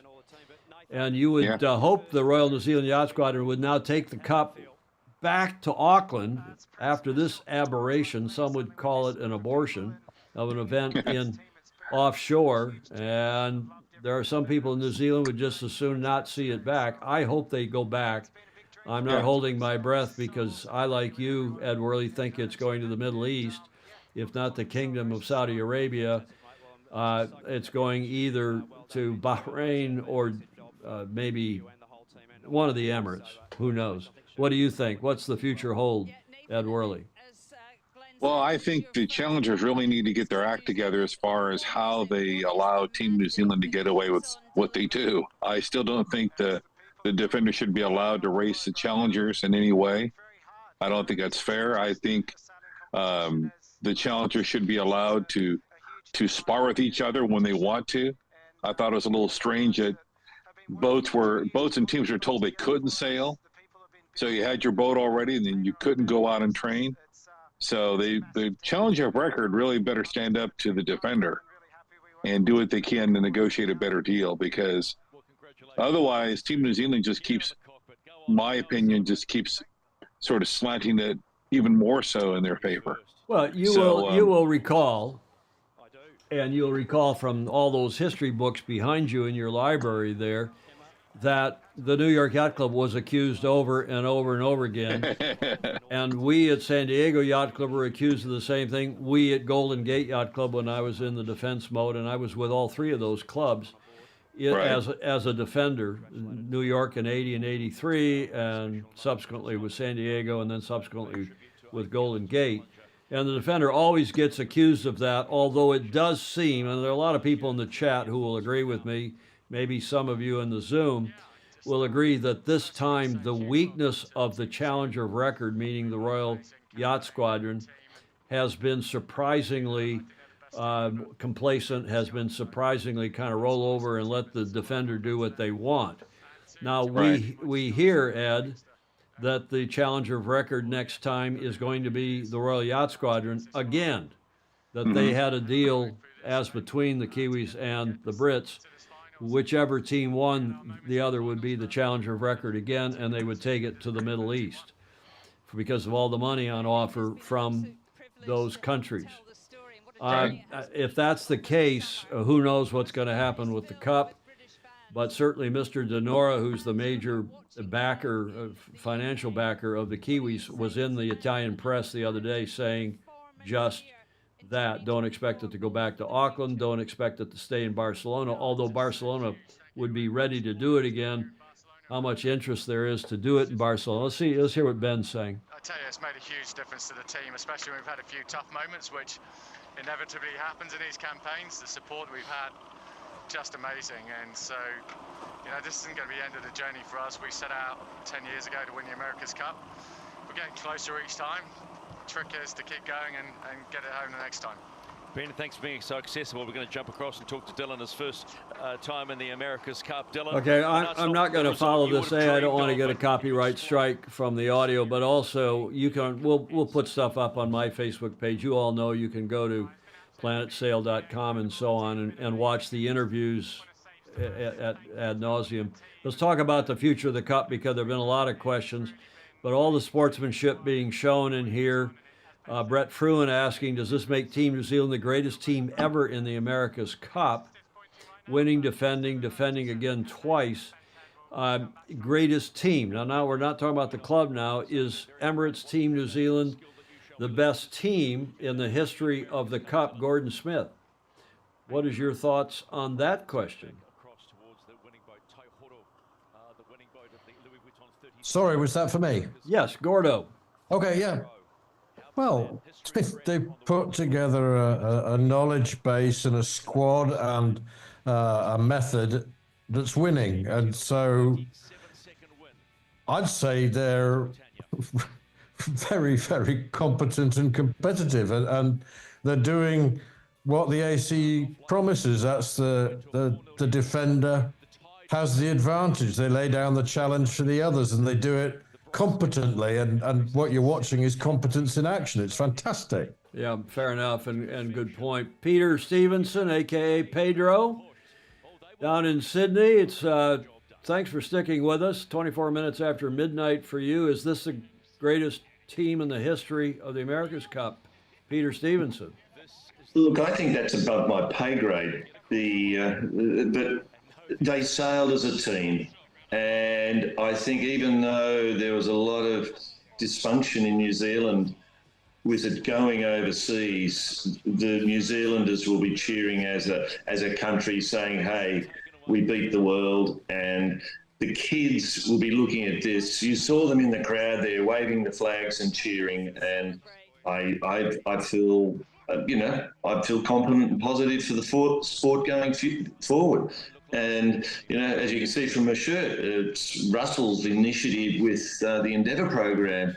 and I took 4 foils to Bermuda for the open bics, which they use there. And it's sorry to interrupt. So somebody asked about your shirt. So that's the Sail GP Endeavor project in the Bix, or what used to be in the Bix, I guess, or the Open Bix, and that's why you're wearing that shirt. Yeah, this was done for the Sail GP Open Big Kids, and each one of them signed this for me. Have I lost you there, Tom? No, you haven't. Julia just signed down upstairs in the Commodore suite. She's probably been watching this on ESPN Plus, and her audio is not muted. Mute yourself, please, Julia, so that when you click and clack up there, I've got the speakers on, the Zoom on speaker view, so I don't have to switch between you myself. Thank you for that, Peter. A good point. James Appel, as usual. James Appel. Tom, I'll leave you with it now because I need to go to bed because I got to go race what I call a laser, not a Nilka. A laser. A laser 6 or 7? I'll be in a 6. You and John Emmett, big Ilka 6, laser 6. Okay, thanks for joining us. Good to see you. Pleasure. Thanks for the Crutonic Corner. Here, I'll have to do you a new one. I need a bigger one. We've got so many contributions from the various FOSI here. We need a bigger Crutonic Corner. Okay, you sent me the sizes last time. Send me the new sizes, and I'll produce something different. You got a deal. Thank you, Peter Stevenson. Sleep well. Please. Sail fast tomorrow. And congratulations on what you've done for our sport. I really appreciate it. Our pleasure. Thank you. Thank you very much indeed. James Appel. Is this the greatest team in the history of the Cup? Did I ask you yet? I don't think I've asked you.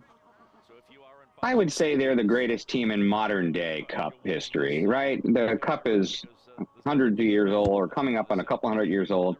And, we had seen dominance up until the 80s, and then things started to change. So I'll give them the greatest in modern day American Cup history. And I agree, because here's my take on that. Don't forget that Commodore Vanderbilt,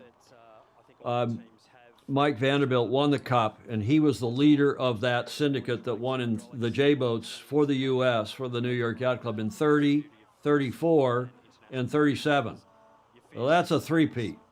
And that was in the J-boats. And not only did he win 3 times, but he drove the yacht. He was skipper, syndicate head, coordinator of the design program. I mean, he did it all, City Hall. So I'm not going to go back and try to make a comparison between the modern day, but I think, James, your point is very well taken indeed. I would maybe still put Mike Vanderbilt up there as the greatest team in that effort. Now, it was different, there were no corporate sponsors. He had different yacht names for each of those J-boats, but let's think about and remember his three-peat in the 30s.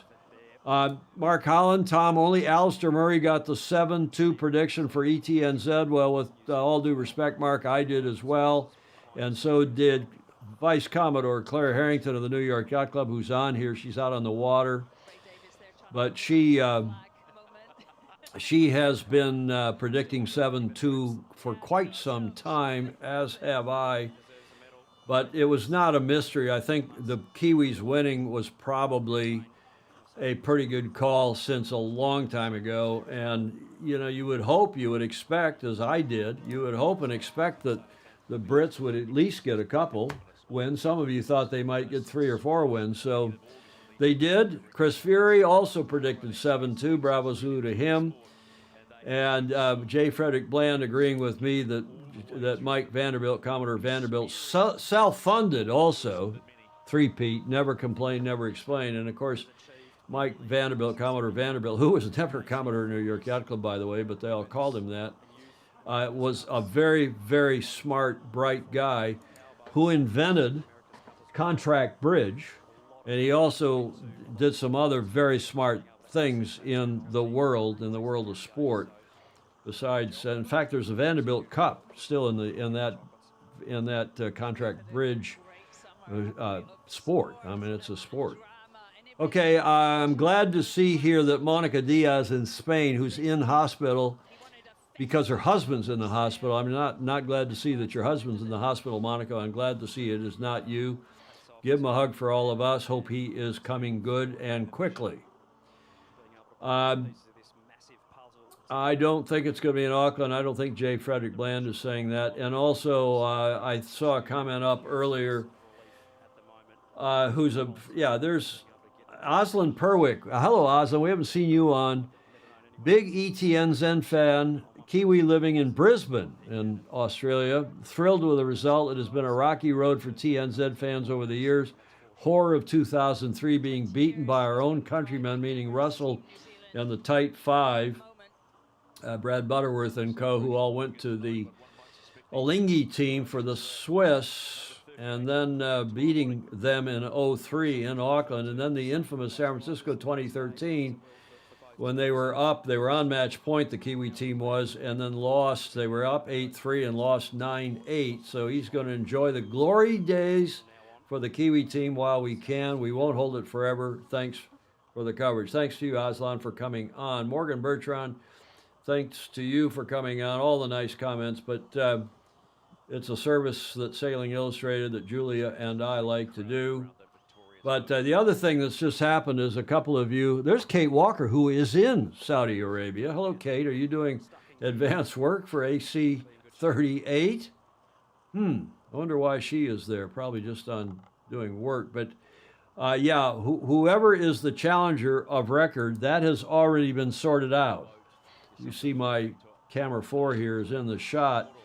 That's already been done, because what happens is that immediately they cross the finish line. The winning boat crosses the finish line. They will have already pre-positioned the legal representative and the Commodore, or a legally somebody who has the signing power of the Commodore, on a VIP yacht of the defending team, with the defending team's Commodore or a legal representative of that yacht club. And immediately the team crosses the finish line. I've been in this movie, so I speak with some authority. Immediately the winning team crosses the line. They sign a document, which is basically the first draft of the protocol, meaning the mutual consent document for the next cup. And they've agreed to the class of yacht. They've agreed to agree on certain things, maybe spelled out the dates, maybe have spelled out the venue, maybe have probably not spelled out the venue because the defending club has the right under the deed to name the venue, but they will have at least laid some ground rules in this first draft of the protocol, which they will have both signed. New York Yacht Club used to call it the memorandum.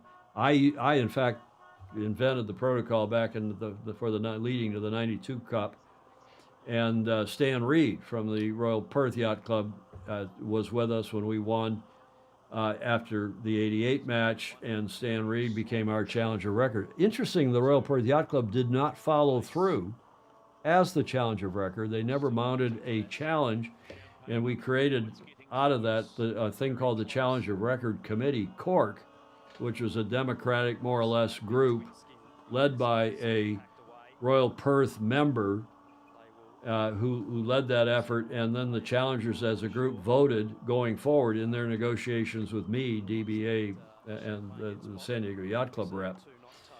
So it could happen this time, too, that if the Royal Yacht Squadron is the challenger of record, it could be, I'm not saying this will happen, but it could be that if Jim Ratcliffe, who's been the big backer of the Brits, Sir Jim, if he pulls out, doesn't decide to back the British team or the British club, they might be a challenger of record in name only. That's also happened in one other case. When we won the Cup in 2010, we meaning the Golden Gate Yacht Club, won the Cup in 2010 with this boat behind me, the painting of the boat behind me. After we won, we had signed up, I don't know if you remember this, Ed Worley, who did we sign up in 2010? It was you remember the name of the club and what team they represented? No, I don't. That was the Yacht Club de Roma, was our original challenger of record. Yeah. And that was Mascalzone, Latino, their representative team. And then their syndicate head decided not to carry on, the Mascalzone syndicate head. And as a result, Yacht Club de Roma ended up having to pull out because they couldn't forward a team. They couldn't come up with a team. And the Challenger of record then devolved to the second in Challenger. And that's presumably also what will happen this time if for some reason the Royal Yacht Squadron doesn't come to, and I'm not saying they won't, I think they will, but if they don't carry on, then let's see what's going on here in full screen. Well, they've got that Louis Vuitton banner up. The winner! Winner, chicken dinner. Congratulations to them. A hell of an effort. They are the best. There's no question about it. Hey, Tom. And James, let me come to you in a sec. But yeah, just saying that, you never know, except that probably the deal's already been done with the Royal Yacht Squadron. They are clearly, by all accounts, headed to the Middle East, whether it's the Kingdom of Saudi Arabia, or Jeddah specifically, which is where they had the pre-regatta, remember, or one of the Emirates. We shall see. James Appel in Annapolis, Maryland. I just wanted to say thank you very much for all you've done for this cup and for the sport. I've been really enjoying watching doing the watch parties. And I was impressed that the racing became more like match racing. The preliminary regatta where people were breaking down and falling off foils and the wind was terrible was disappointing. But I think this final series showed that it really did turn into a match race. So I was pleasantly surprised. And I wanted to say thanks again, and I'm going to be signing off. Thank you for joining us today. It was nice to have you and Peter Stevenson join our regular Zoomers. Much appreciated, James, Olympian here from this country, superb sailor, whom I've known not well. We haven't been big buddies, James. I don't think we've been drinking buddies. Not that I drink anymore, but over the long haul, nice to have you on with us. Thank you, sir. Thank you very much. Thanks again. Take care. Appreciate it. Mark Atchison, a lot of people chiming in here, including Larry Kennedy, who was hoping by sleeping in that he might bring some luck to the Brits. No, Larry, you can see the champagne is being consumed there on the yacht by the winning team. Andy Kostanecki, speaking of Olympians and great contributors to our sport, he is on here. Andy, who I think has retired long since from Connecticut down to Florida and was the head of our Olympic program during some of our most successful years. One of our top delegates to world sailing back when the U.S. really had some influence and serious, significant influence in world sailing. Was a mentor to me. Andrew, nice to see you on, sir. And lots of others. We appreciate all of your coming on. We hope you'll join us in future for our regular shows. We'll do them again starting Tuesday. We'll get regular again Tuesdays and Fridays at 1300 Pacific. And we appreciate, again, those of you who join us regularly for our Sailing Illustrated shows. Now in the 8th year. We've been doing this since the 2017 Cup. Marco Savelli, who was with that Yacht Club de Roma team in Moscow Zoni Latino. Nice to see you on, Marco. Say hi to your fam, to your clan. I remember a nice event at St. Francis at the Challenger record meeting. We changed the monohull with catamarans. Hugs, yes, Marco, indeed. Indeed. Let's wrap this up. It's 6:39 here in San Francisco. There's going to be a prize giving at 1900, they said. One of you said in the comments, 1900, which in Barcelona is in another 3 hours and 21 minutes. I don't think I'm going to cover that. I talked about covering that, going on and covering that live. I'm sure you can watch it on YouTube. And I'm not sure that having a watch party for that is interesting. Paul Papineau, thank you to you. Some very cool people on here in the chat as well as on the Zoom. Julie Ahrens, who's a Fozy from Cleveland. She's over in Barcelona. She's saying, "Eat my dust." She has been predicting all along that the Kiwis would win. In fact, I think she thought they'd win all the races. But she's a close friend of Grant Dalton's, has been his biggest defender all along, and she is right. Chris Fury, thank you for your kind comment, and on and on and on up the comments here. Superb group of people. Bobby Steele, thank you for your weather coverage. John Keogh in Newport, normally in Newport, Rhode Island, thanks to you, and up and down the comments, Kent Pulliam, to you as well. Let's go around. Julia is on. She's upstairs. Julia, mute yourself, please. I'm going to mute all of you in case Julia has trouble doing that. And then, yeah, okay, she muted herself. And now let's go for a wrap up from, let's start with you, Gordon Smith in Denmark. Give us a wrap here. You have to unmute yourself because I think I muted all of you. Hello? Yeah, go ahead. Gordon, go ahead, please. Well, I've thoroughly enjoyed this AC cycle. I think, the bet was laid down. The venue was controversial. There was arguments over procedure and what was, were Ineos allowed their test rig boat. I think as James mentioned earlier, the initial racing was interesting. I agree with Ed's comments about why ETNZ should be allowed to race against the challengers, and I think the challengers should have been able to race as much as they liked against each other. But in conclusion, we've had some excellent racing, and I'm looking forward to the next event. You're very kind, sir, and we appreciate your contributions, many contributions, not only ongoing on the shows, but also to these watch parties, joining in from Denmark.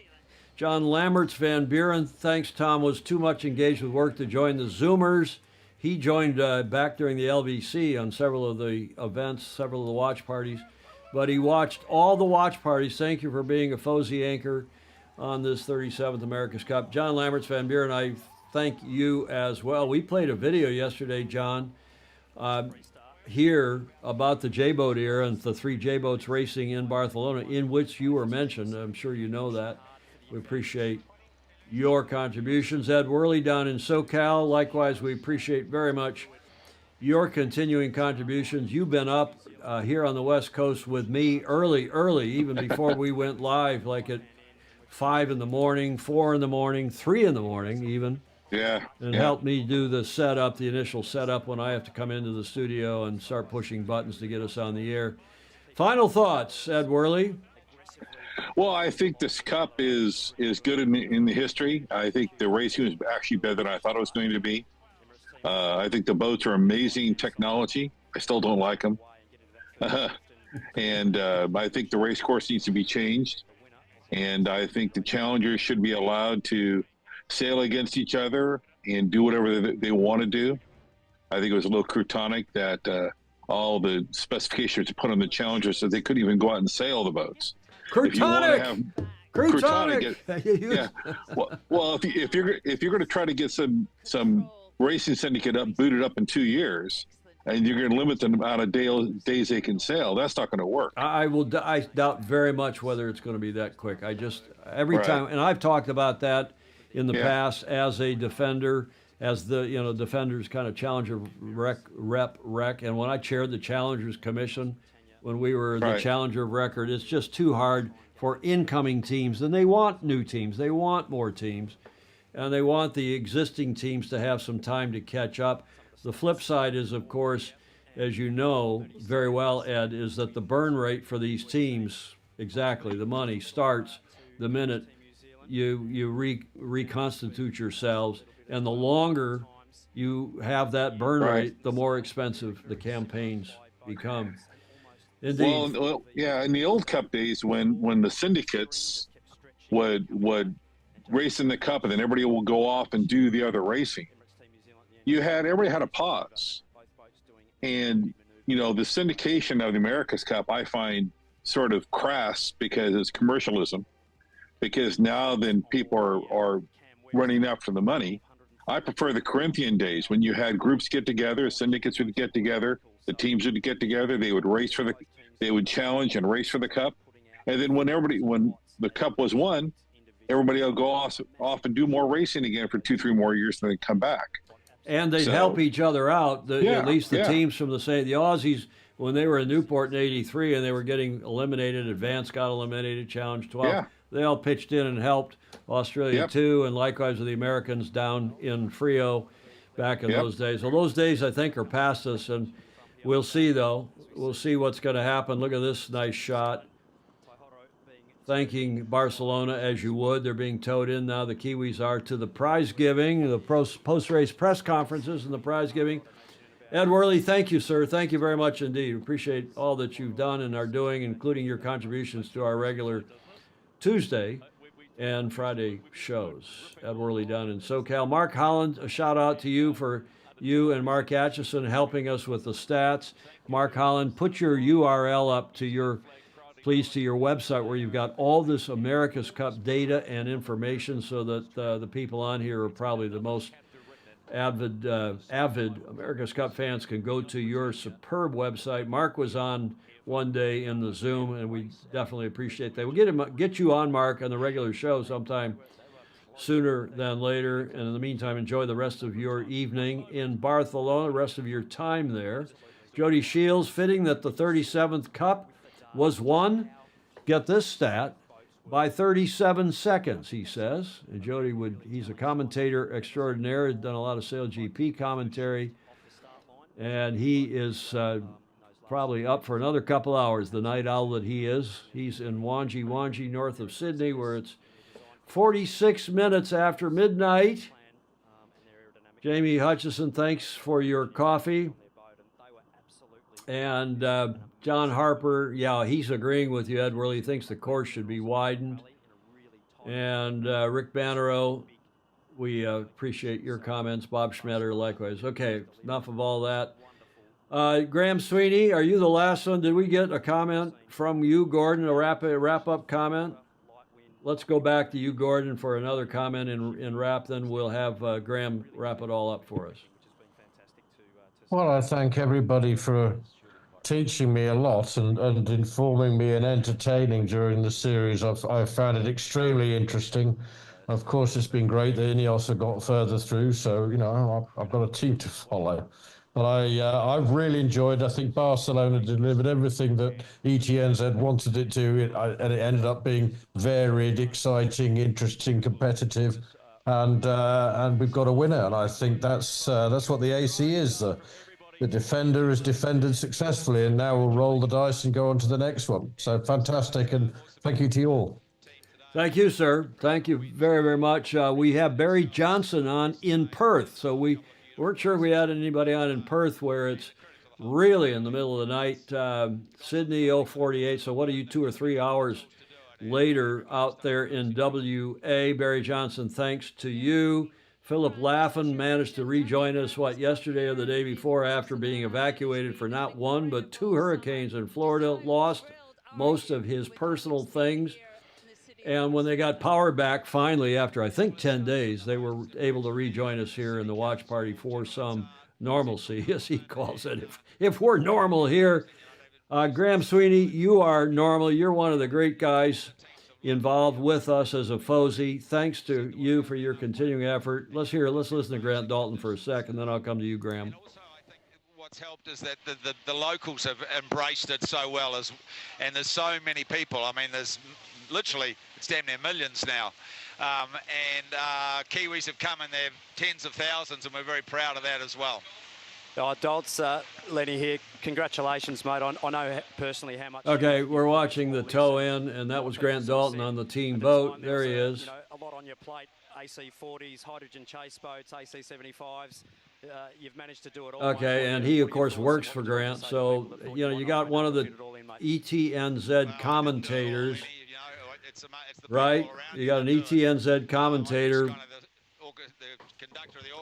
working for Grant Dalton as the conductor of the orchestra, as he called himself. Ted Ryman asking, the big question is, will Sir Jim finance another AC attempt? I think he's going to be a partial supporter, Ted, from what I'm hearing, but time will tell. Catherine Shaw, to you in Tasmania and Hobart, thanks again for joining us. Nice to have you on.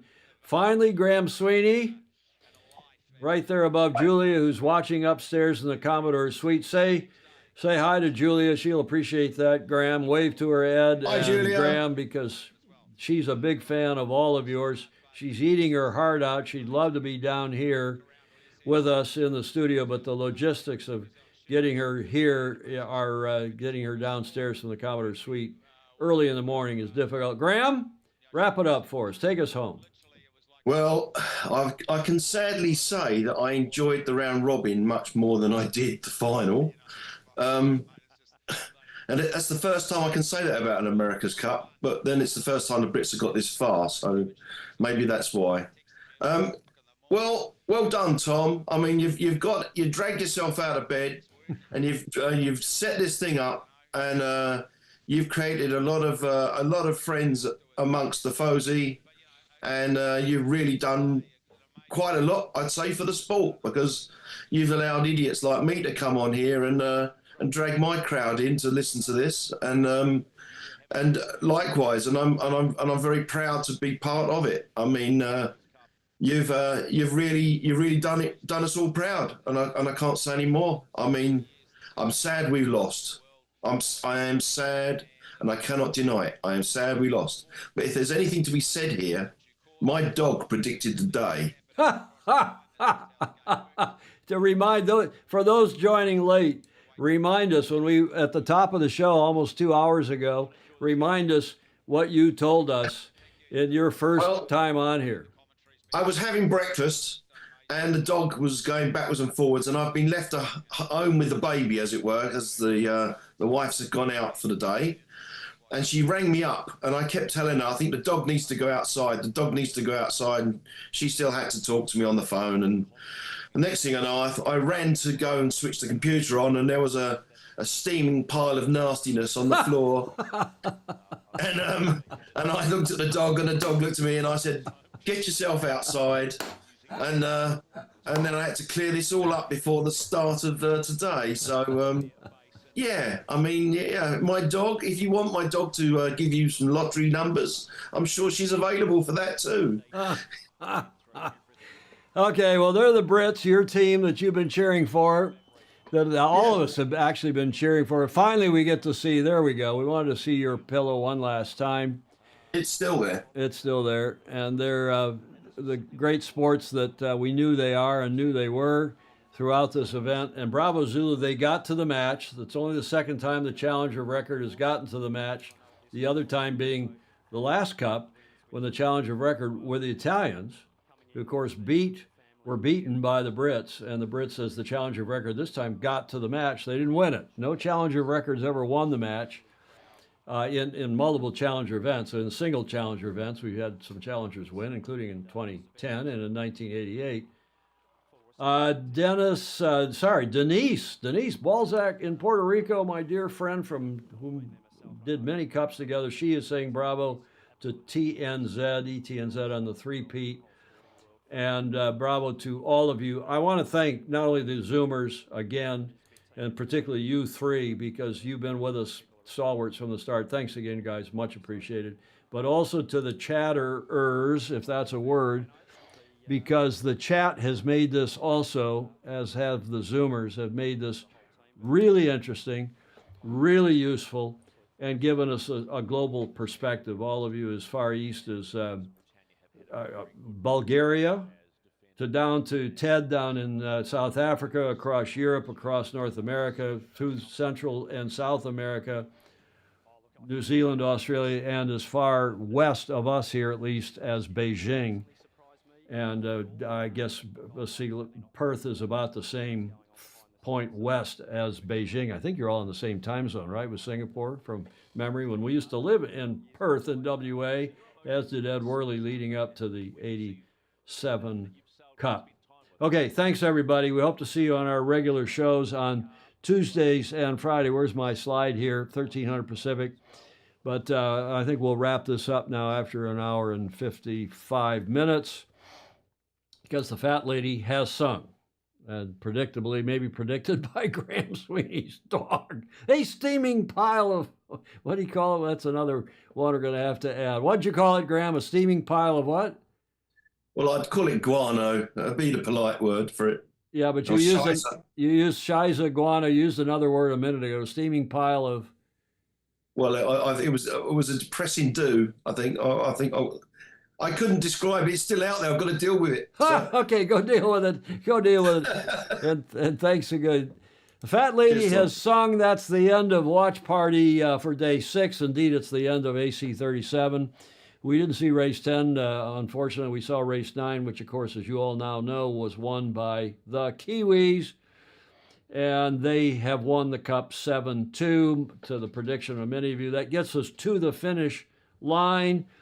And to all of you who joined us, we appreciate your support. And Julia, if she were here, would say, please push the like, follow, and share buttons, whether you're on YouTube or on Facebook. It does help us with the algorithm. Billy Allen, I saw you on, our esteemed Olympic gold medalist here up in Minnesota. He's going yacht racing today, too, where it's probably chilly up there in Minnesota in the land of 10,000 lakes. And have a great racing day, those of you down under. A lot of you sailing today in Australia and in New Zealand. Yacht racing is what we're all about. Sailing, indeed, we like to say, we will here in a sec. But to those of you who support us, we deeply appreciate it. Those of you who support us via Patreon, patreon.com. Thanks for your support. And that is patreon.com/join/sailing illustrated. Much and deeply appreciated. Okay, that's it for us. No more upcoming schedules. No more nothing. No more nada de nada, as we are going to wrap this up. And without our usual outro, just say thanks again to all of you for your kind support, big picture, long term, as well as here over the last weeks and couple months now with these watch parties. Hope to see you again soon. Hope to see you on our next show, which will be at 2. I'm not going to do this prize giving today. I don't think that's worth it. I think you can all watch that on your own on YouTube. And the Fat Lady has indeed sung. And that is it for us. Thanks for watching. Hope to see you on our show Tuesday at 1300 Pacific. In the meantime, wherever in the world you are, thanks for watching. And always sail fast, sail safe, and have fun. Ciao for now.